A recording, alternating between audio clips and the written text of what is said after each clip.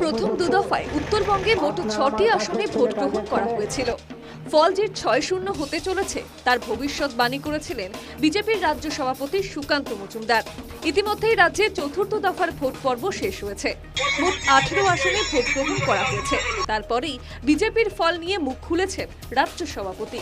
তার মতে বিজেপি রাজ্যে 12টি আসনে জিততে পারে।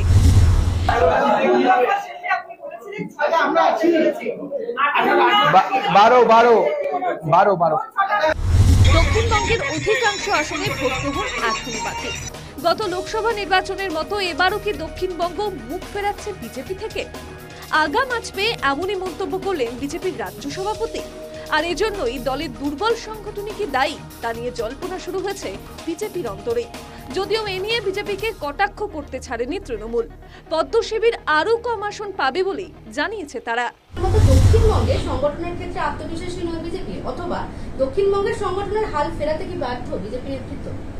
ওই জিজ্ঞাসার চিহ্নগুলো কেটে নিন, আপনার স্টেটমেন্টটাই এর উত্তর। কারণ বিজেপি ডবল ডিজিটে পৌঁছবে না, সাংগঠনিকভাবে ব্যর্থ, ওরা সেটা বুঝতে পারছে। ফলে সেই জায়গায় দাঁড়িয়ে ওনাদের যত দফায় ভোট যাবে তত হিসাবে গড়মিল হতে শুরু করবে, ওরা হিসাব মেলাতে পারবেন না। প্রসঙ্গত 2019 সালের লোকসভা নির্বাচনে উত্তরবঙ্গে ভালো ফল করেছিল বিজেপি, কিন্তু দক্ষিণবঙ্গে আশাহত করেছিল তাদের।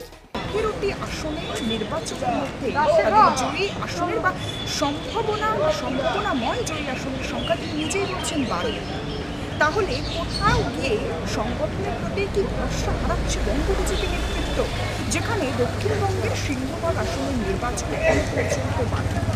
তারপর তিনি কোন আসনে পরাজয় সে বিষয়ে নিশ্চিত করবেন তা তিনি নিজেই জানিয়েছেন। তবে সাংগঠনিক হাল কি তা নিয়ে এখনো পর্যন্ত প্রশ্ন রয়েছে, দ্বিধায় রয়েছে বঙ্গ বিজেপির একাধিক শীর্ষস্থানীয় নেতৃত্ব। অন্দরেও সে প্রশ্ন উঠছে বারবার। ক্যামেরা শ্রীকান্তর সঙ্গে সুস্মিতা, টাইম, কলকাতা।